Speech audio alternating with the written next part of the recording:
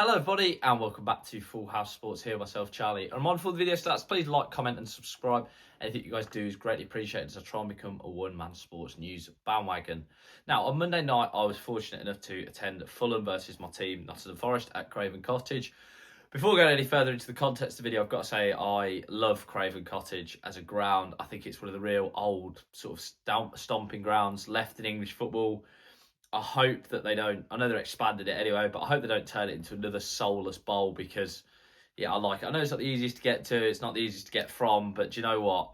It's a lovely old ground, which actually was about the only positive of the night because Forest and Fulham served up what was probably a championship standard game, if not below. It was really, really poor. Of course, both sides are missing players due to AFCON. Well, Forest are missing Sangare, and Fulham are missing three Nigerian players, Chukwueze, Iwobi and Bassi.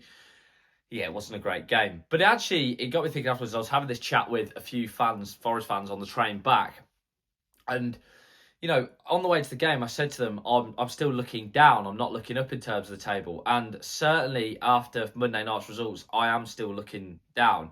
And I think that this festive period of fixtures, probably going up to when that FA Cup third round is, which is the weekend of the 9th and 10th 11th of January, could be potentially pivotal for all the clubs that are sat down the bottom of the league. Now, I think before going any further, I've done videos on Wolves talking about what's going on there, and I think it's fair to say they're down. Everyone knows that. I think that they are preparing for the Championship with Rob Edwards. Burnley, although they're only 2 points off West Ham, I still don't think they're going to have enough, which is a shame, really, because I like Scott Parker. I think Scott Parker, unfortunately, is one of the managers who knows how to get teams promoted but struggles with staying up. Which leaves me with, I've got 4, maybe 5 potentials for that third relegation spot. Now, obviously, first off, are West Ham, who, with former Forest manager Nuno in charge, there seems to be a real positivity in the place. I've said before on the channel, one of my best friends is a West Ham season ticket holder, and he was saying that there's a positivity around the London Stadium. You know, it's not a case of, well, you know, we're really struggling, we're down. They seem really positive. I think 2 things are going to be massive for them in January. I think one is going to be, can they keep hold of Paqueta and Bowen? Because I think clubs will no doubt be circling, especially maybe with Bowen, who might have won on the 2026 World Cup. The other is if they back Nuno. And the understanding is that they are going to back Nuno. Adama Traore and as well Artem Dovbyk, the Roman striker, have been linked to the club. Now, their next few fixtures are games that they would look at definitely as winnable. They do play Fulham, they play Brighton, and they play Forest. I've got the order probably the wrong way around there. But they're probably looking at those games and thinking they're very winnable and we can get points from them. Contrast that with my club, Forest, who've got a really tough run coming up. Starting with Man City on Saturday. They then play Everton. Then it's Villa away. All of those games are really, really tough fixtures. Now, that is going to be a tough run for Dyche's men for us. I know Forest's home form is very, very strong, but I'm not sure it's strong enough at the minute to beat the Man City the way they're playing. Yeah, not sure how that goes with Forest. I was really disappointed on Monday night. I thought we were really poor, and contrast that with last Sunday when we beat Spurs 3-0.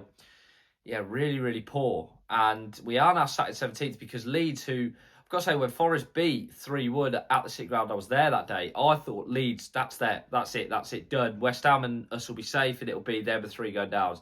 They've turned it round. Farke has changed the system at Man City at half-time, and since then they've not looked back, beating Crystal Palace 4-1 at the weekend.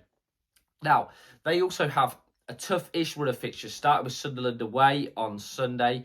They then play Liverpool as well. They also then have Man United in that mix.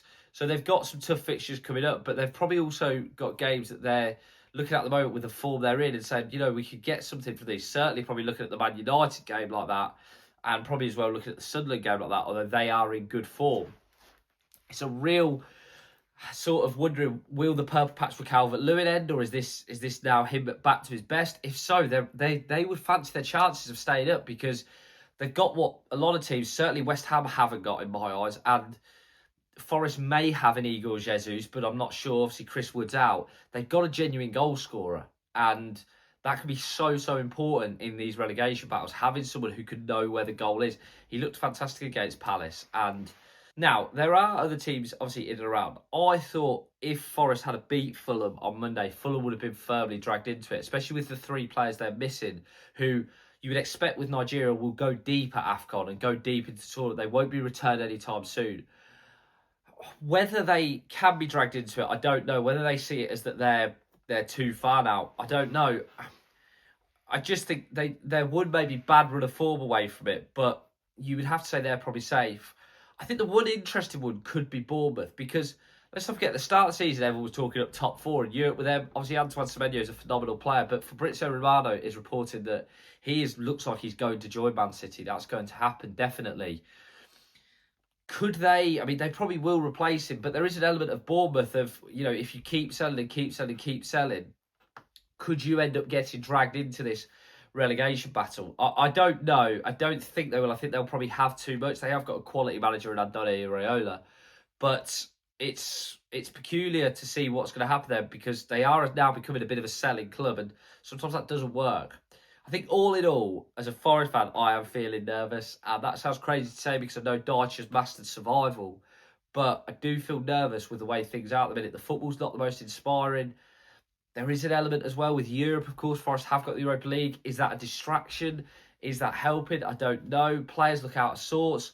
West Ham, there's still an element of are they going to spend? Are they going to back Nuno? And Leeds, is this a purple patch or is this a system change going to help them see themselves to safety? Who knows? Do you think this next four fixtures will be really, really pivotal in telling us how the rest of the season will go in terms of the relegation fight? As always, guys, please like, comment, and subscribe. Anything you guys do is greatly appreciated. Let's try and become a one-man sports news bandwagon. It's a busy festive period of sports, so I'm looking forward to getting my teeth into it. As always, have a great day.